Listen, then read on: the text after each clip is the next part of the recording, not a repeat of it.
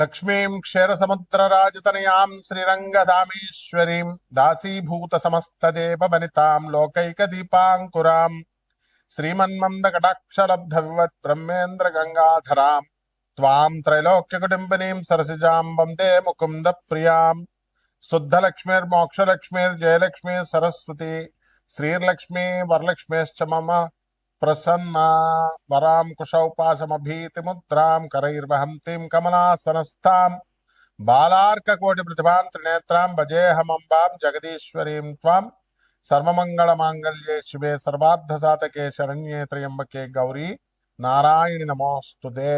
ఓం శ్రీ దుర్గామణీశ్వరాభ్యాం నమః. విజయవాడ కనకదుర్గాదేవ్యై నమః. మనకి ఇప్పుడు శుక్రమహాదశ, ప్రతి మనిషి కూడా శుక్రమహాదశ కోసం ఎదురు చూస్తూ ఉంటాడు.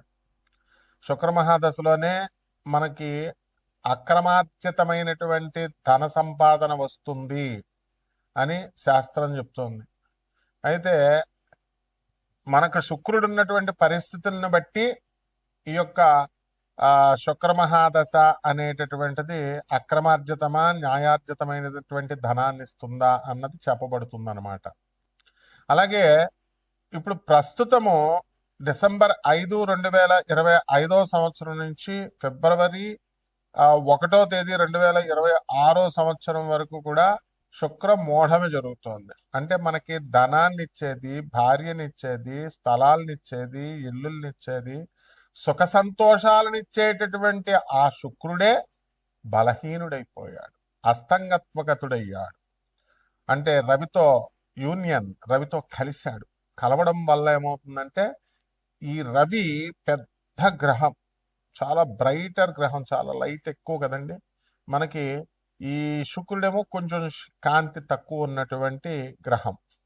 ఇప్పుడు బయట పట్టపగలు 12 గంటలకి మనం 200 వాట్ల బల్బు పెట్టామనుకోండి, ఎంత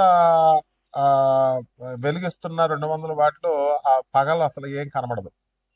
మనకు సూర్యుడి కాంతి ముందు అది కళావిహీనం అవుతుంది. అదేవిధంగా మనం అదే లైట్ని చీకటి గదిలో పెడితే 200 వాట్లు అంటే బ్రహ్మాండంగా గది అంతా కనబడుతుంది. అంటే ఏమైందనమాట, సూర్యకాంతి ఆ యొక్క 200 వాట్ల లైట్ని లాగేసింది. అదేవిధంగా మనకి ఈ శుక్రమోఢవిలో ఈ రవి ఏం చేస్తాడంటే మొత్తం శుక్రుడి యొక్క ఎనర్జీని, శుక్రుడి యొక్క శక్తిని, శుక్రుడి యొక్క కాంతిని అంతా లాగేసి శుక్రుడిని బలహీనుని చేసేస్తాడు. దాంతో శుక్రుడు ఏమి చేయలేని నిస్సహాయ పరిస్థితిలోకి వచ్చేస్తాడు. ఆయనే నిస్సహాయ పరిస్థితిలోకి వచ్చినప్పుడు మనకేమిస్తాడండి ఆయన? మన ఫ్రెండ్ అప్పు అడుగుతాం మన ఫ్రెండ్ దగ్గరే డబ్బులు లేవనుకోండి, ఇంక మనకేమిస్తాడు ఆయన? ఆ విధంగా ఆ శుక్రుడు బలహీనమైపోతాడు. కాబట్టే మూఢాల సమయంలో మనము వివాహాలు చేయకూడదు అంటారు. ఎందువల్లంటే ఆ అమ్మాయికి ఆ అబ్బాయికి చూడగానే పరస్పరం ఆకర్షణ కలగాలి, మ్యూచువల్ అట్రాక్షన్ ఉండాలి, ఒకళ్ళ మీద ఒకళ్ళకి పరస్పర గౌరవభావం ఉండాలి.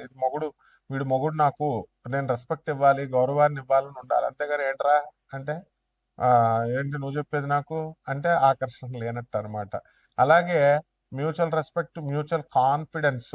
ఫోన్ ఏదన్నా వచ్చి మాట్లాడుకుంటున్నాడు అనుకోండి, పాపం ఎవరు దేంతో మాట్లాడుతున్నావు అని ఆ అమ్మాయి రోజు అడుగుతుంటే, ఎక్కడికైనా ఆఫీస్ నుంచి లేటుగా వచ్చినా, బయటికి వెళ్ళినా ఇవన్నీ కూడా ఎక్కడికి వచ్చావు, దేంతో ఉన్నావు, నువ్వు దేంతో కులుకుతున్నావు, ఇలాంటి ప్రశ్నలు వేస్తే వాడికి జీవితాంతము కూడా నరకమే. కాబట్టి ఇవన్నీ కూడా ఎప్పుడు జరుగుతాయంటే శుక్ర బలం లేనప్పుడు భార్యే ఇలా అడుగుతా ఉంటది. ఇంకా వాడికి ఎలా కనబడుతుందంటే భార్యే శత్రువు కింద కనబడుతుంది. పోనీ ఏదో కొన్ని రోజులు అడిగితే ఏదో పోన్లే, బయట వాళ్ళు అయితే కొన్ని రోజులు అడుగుతారు ఏదో అనుకోవచ్చు.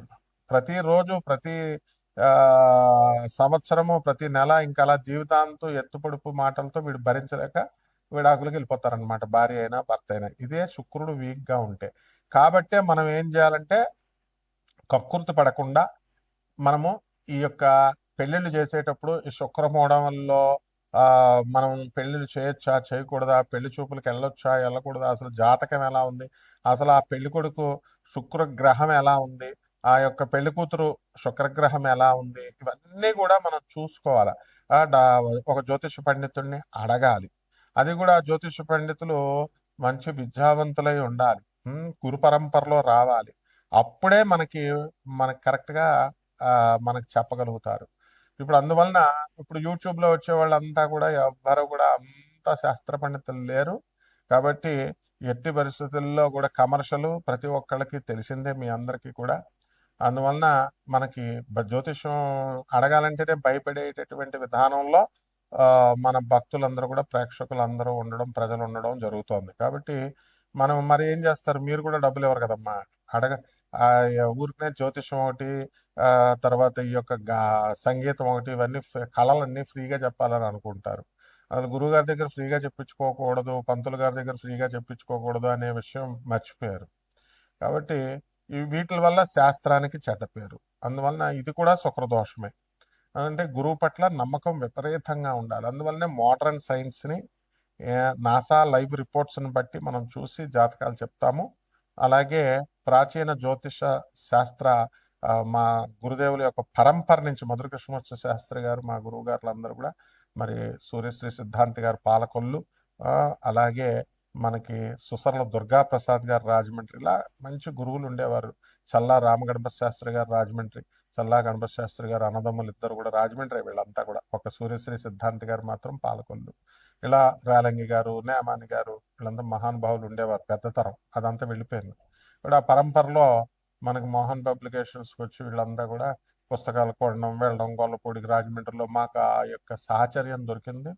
దానివల్లే లాస్ట్ 10 years మా మధురకృష్ణ శాస్త్రి గారు ఎంత జ్యోతిష దిగ్గజం అంటే, శకుంతలాదేవి కూడా లాస్ట్ 10 years ఆమె ఇండియన్ ఆస్ట్రాలజికల్ సొసైటీకి ప్రెసిడెంట్గా మా మధురకృష్ణ గురువు గారు ఉన్నప్పుడు ఇండియన్ ఆస్ట్రాలజికల్ సొసైటీ ప్రెసిడెంట్గా ఆ శకుంతలాదేవి గారు కూడా వచ్చేవారు. ఆంధ్ర యూనివర్సిటీకి వెళ్తూ రాజమండ్రి ఉమారామలింగ కళ్యాణ మంటపంలో మేము జ్యోతిష సదస్సులు నిర్వహించేవాళ్ళం. మరి అలాగే బెంగళూరు వెంకటరామన్ గారు, ఇటువంటి లెజెండ్స్ అనమాట వీళ్ళంతా జ్యోతిష్ శాస్త్రంలో. వాళ్ళు వచ్చి చెప్పేవారు. కాబట్టి మేమంతా చిన్నతనం నుంచి మా గురువు గారి దయ వల్ల వీళ్ళందరికీ కూడా మేము థీసిస్ సబ్మిట్ చేస్తూ సేవలు చేసుకునే మహద్భాగ్యాన్ని మా గురుదేవులైనటువంటి మధుర కృష్ణమూర్తి శాస్త్రి గారు మాకు కల్పించారు.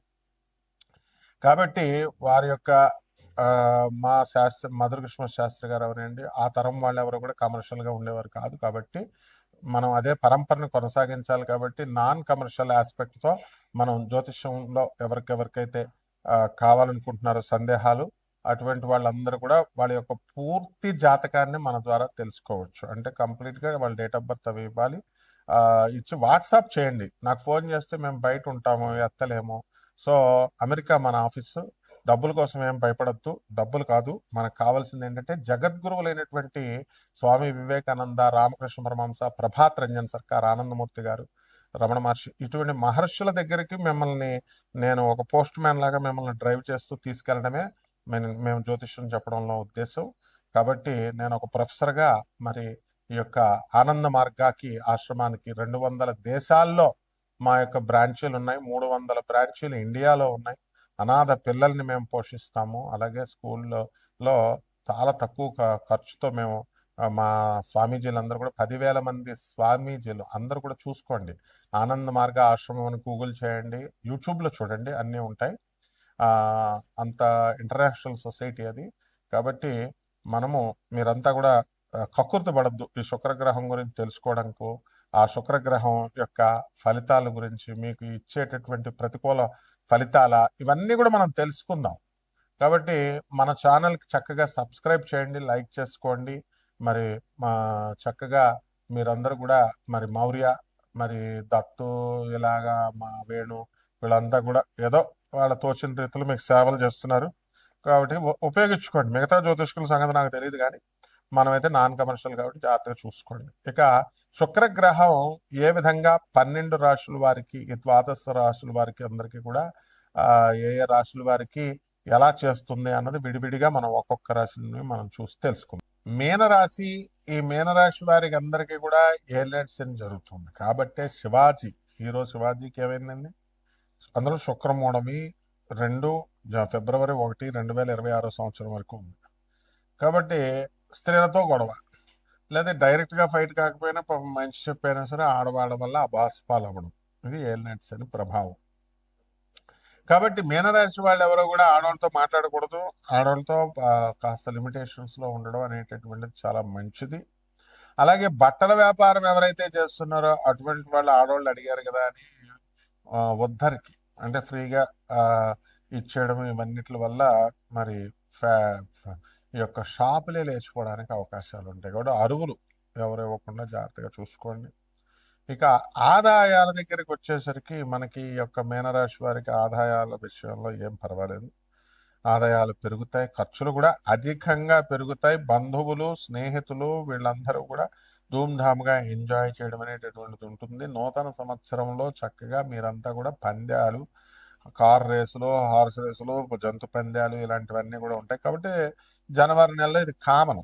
కాబట్టి శుక్రుడు మనకి మోడం వచ్చాడు కాబట్టి గత సంవత్సరంతో మనం కనుక పోల్చుకున్నట్లయితే ఈ సంవత్సరం ఎంజాయ్మెంట్ ఒక విధంగా తగ్గిపోయిందని చెప్పాలి. అలాగే ఈ సంవత్సరంలో మనకి శుక్ర మహాదశ కనుక వచ్చినట్లయితే ఈ శుక్ర మహాదశలో మీరు వ్యక్తిగత జాతకాన్ని బట్టి వచ్చినప్పుడు మీరు ఇల్లు లేనటువంటి వాళ్ళు ఇల్లు కడతారు. ఇక స్థలాలు లేనటువంటి వాళ్ళు స్థలాలు కొంటారు. అద్దెళ్లలో ఉన్నటువంటి వాళ్ళు చిన్నిళ్లలో ఉన్నటువంటి వాళ్ళు పెద్దిళ్లలోకి వెళ్ళడం ఇలాంటివన్నీ కూడా జరుగుతాయి అన్నమాట. అలాగే దైవ ఆరాధన మీద ఎక్కువ శ్రద్ధ పెరిగిపోతుంది. నడిచిన సమయంలో మనం ఏదో ఒక సాధన చేయాలి, యక్షిణి సాధన చేయాలి, దేవతలు సాధన చేయాలి అనేటటువంటి రహస్యాలు, బ్రహ్మ రహస్యాలు తెలుసుకోవాలని ప్రయత్నిస్తూ ఉంటారు. కాబట్టి కొన్ని రకాలైనటువంటి మాలలు వేస్తారు. మకర జ్యోతికి చాలామంది ఆ యొక్క అయ్యప్ప దగ్గరికి వెళ్ళేటటువంటి వాళ్ళు ఇలా ఆధ్యాత్మికంగా వీళ్ళు అభివృద్ధి పదంలోకి ముందుకు వెళ్ళడానికి అవకాశాలు వస్తాయి. అలాగే పిల్లల్ని చూసి వీళ్ళు చాలా సంతోషించడము ఇవన్నీ కూడా ఆనందాన్ని కలిగిస్తారు పిల్లలు, మీ యొక్క పిల్లలు. అందువలన కాస్త ఉద్యోగాల్లో మనం కోరుకున్నటువంటి ఉద్యోగాలు రాలేదని మనం బాధపడకూడదు. వచ్చినటువంటి ఉద్యోగాన్ని చక్కగా అందంగా చేసుకోవడం, ఒక పద్ధతి ప్రకారం కుటుంబాన్ని పోషించుకోవడం, మమ అనుకుంటూ ముందుకు వెళ్ళిపోవడం ఇలాంటివన్నీ కూడా చేయాలి. ఆవేశాలకి కనుక వెళ్తే తన్నులు తింటారు. అందువలన అసలే ఏలినాటి శని లేనిపోయినటువంటి గొడవల్లో ఇరికించేయాలని మిమ్మల్ని చూస్తారు. మీరు రామా అని మంచి చెప్పబోతుంటే వాళ్ళు బూతుగా వాళ్ళకి అర్థమై వక్రీకరించేసి మధ్యలో అటువంటి వాళ్ళు ఎక్కిస్తూ ఉంటారు.